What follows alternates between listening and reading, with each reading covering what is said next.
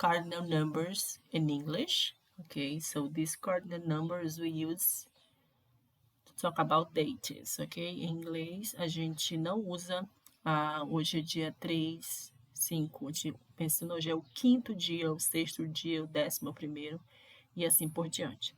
Então, aqui eu trago, quando for mencionado datas, dias do mês, a gente escreve assim. Ou se for colocar o número, a gente coloca o TH, right? E aqui temos alguns exemplos. Dates. Her birthday is on the 29th. Okay? Centuries. Shakespeare was born in the 16th century. Sequence or order. My team came second in the league. Okay? Então, o meu time veio no segundo na liga. Floors of building, ok? Andares de prédios. His office is on the 10th floor, ok?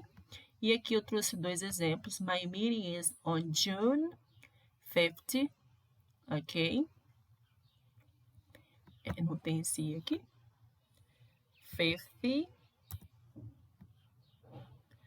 Or my meeting is in June, ok? Quando eu menciono o dia e o mês, eu coloco on. Se eu for mencionar somente o mês, é in. Ou se for o ano, in, ok? That's it. Então, essa aqui é uma pequena revisão deste assunto, right? Here, the object pronoun. Então, muita atenção aqui nesse detalhe. Temos aqui os subject pronouns, que são os que fazem ação.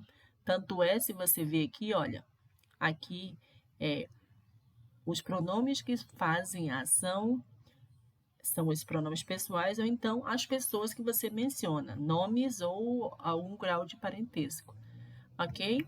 Eles que fazem a ação. Então, depois deles, geralmente vem um verbo. Por exemplo, we showed Lisa the movie, ok? We showed, aqui temos o verbo. E aí, aqui temos os object pronouns, são aqueles que recebem a ação. Então, para cada pronome pessoal, tem um pronome objeto que recebe a ação. E também temos os pronomes possessivos, tá? Que é para você tentar fazer a diferença.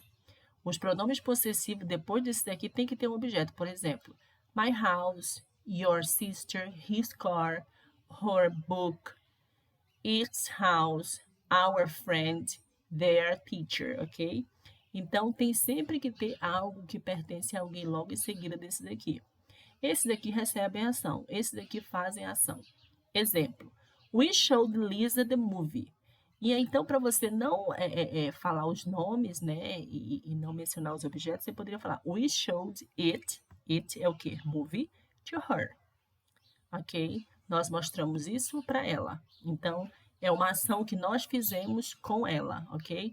My sister loaned the car to Phil and me. A minha irmã emprestou o carro para o Phil e eu. Como é que eu substituo isso por pronome objeto? My sister loaned it, the car, to us. Por quê?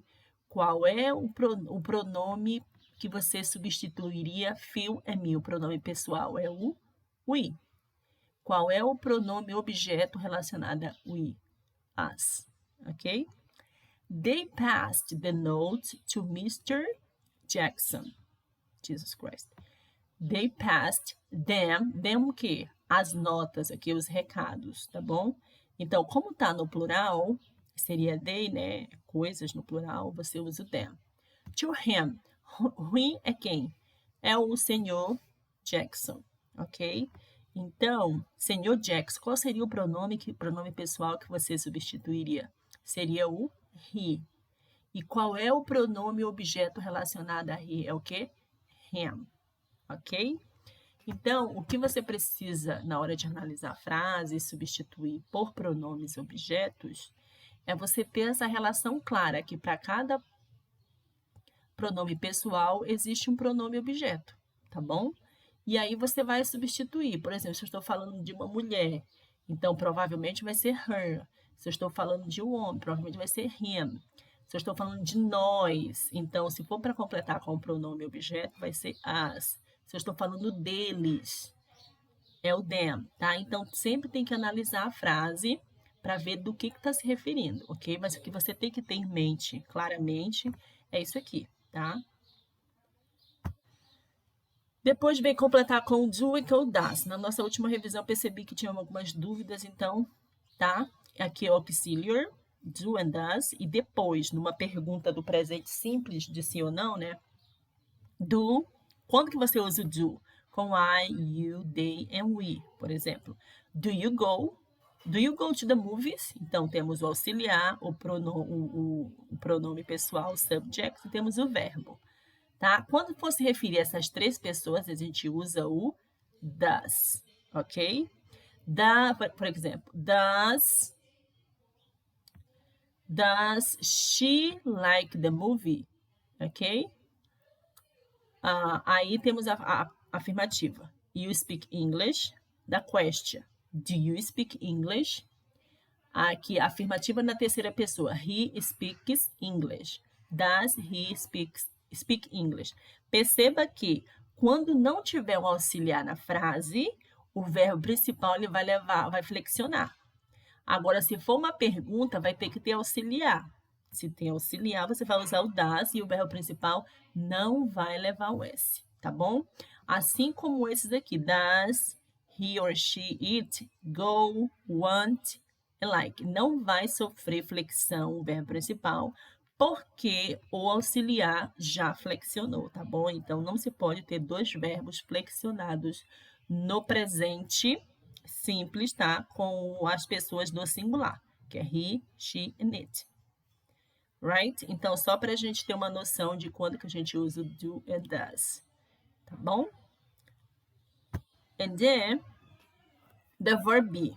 Gente, a ideia do verb be, porque provavelmente já fez questões onde você tinha que decidir se usava o does ou be, ou o be. Na verdade, o be ele se apresenta de três formas: am, are and is. Então, em que situação você tem que analisar? Primeiro, o is, a are e am, que é o verbo to be, ele é usado para falar de caracterizar alguma coisa, para falar como você está, como você é, tá? E aí isso vai variando dependendo da pessoa do que você está falando, tá? Eles são ou eles estão, ela é ou ela está, eu sou ou eu estou, ok?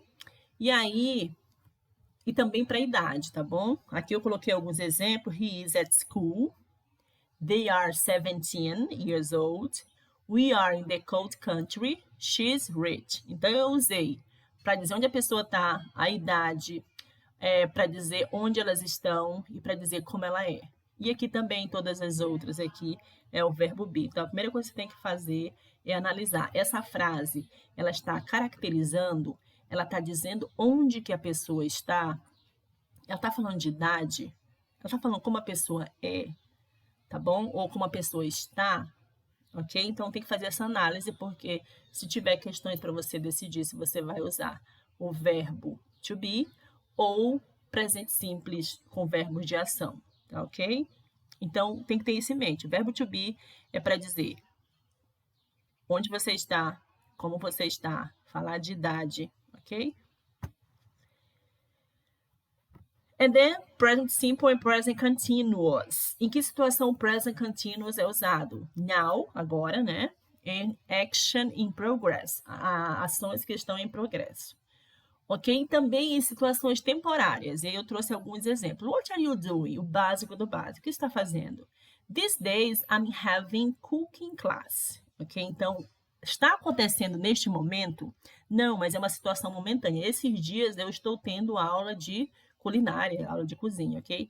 In this year, I'm working hard. Nesse ano, uma situação temporária, eu estou trabalhando duro. Now she's working. Agora, neste momento, right now, she's working.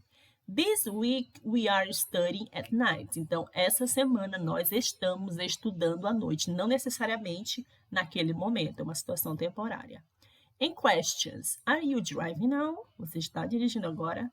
Ok, então, o present continuous, quando for para você completar com present continuous ou present simple, vai ter sempre alguma coisa na frase que vai te dar a ideia de que é uma ação em progresso, alguma coisa que esteja acontecendo agora, ou uma situação temporária. Como que você vai identificar? Por exemplo, aqui, these days, in this year, now, this week, ok? Então, todas essas outras aqui trouxeram dicas para você. Geralmente, para você completar, e aqui também tem um now, ok? Se fosse para você completar com o do ou doing, what are you doing? E perceba que em todas elas, do presente contínuo, vai ter o verbo be. Essa é a diferença. Porque depois a gente vai ver aqueles verbos que aceitam outro verbo com ing e a gente não está falando de presente contínuo. Por quê? Porque nesse que a gente vai ver daqui a pouco não tem o verbo be. Esse aqui tem. Para ser present continuous, tem que dar uma ideia de algo que esteja acontecendo no momento, uma ação em progresso daquele momento, ou uma situação temporária. Ponto. Além disso, também temos que identificar e colocar o verbo be mais o verbo principal com ing. Por exemplo, aqui, I'm having. Aqui tem o pronome, o verbo be e o verbo principal com ing. Ok? Por exemplo, now she is working. Verbo be, o verbo principal com ing. É assim que a gente identifica o present continuous. Ok? And then we go to simple present. We talk about routine, habits, and scientific facts. Ok? I usually wake up. Dica. Geralmente o presente simples ele dá a ideia de rotina. Rotina, ou você tem uma expressão de tempo, né, que é every day, twice a week, once at night, ok? Ou então temos os adverb of frequency, advérbios de frequência. For example, here, I usually wake up early. She works twice a week. Do they live in this city? Does he sleep late every day? We run every day. Ok? Então, perceba, no presente simples, dá ideia de rotina, de hábito, e a gente identifica pela ideia que se passa. Geralmente, eles vão usar uma expressão de tempo ou um advérbio de frequência, right? That's it. And then, the last one, que eu falei para vocês, a gente está estudando os verbos que falam de hábitos, de rotina também, que eles apresentam outro verbo com ing e não estamos falando de present continuous. Por quê? Como eu falei anteriormente, para ter present continuous tem que ter o verbo be na frase e o verbo principal com ing. Temos verbos com ing? Temos, mas não temos o verb be. O que temos são os verbos like, love, enjoy, hate, like, mind and stand, que é de suportar, né? Eles aceitam o ing. Então fica, I hate going to the beach. Então eu odeio ir à praia. I don't like studying at night.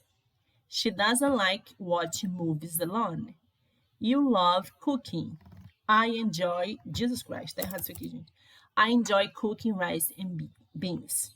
Então, esses verbos, eles aceitam que o próximo verbo venha com ing, tá bom? Mas eu poderia também, como eu já mencionei anteriormente, falar assim, I hate to go to the beach. Tá bom? Eles também aceitam.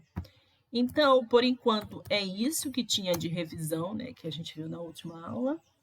Nossa revisão lá. And then, so if you have any question, ask me. Okay, bye-bye. See you around.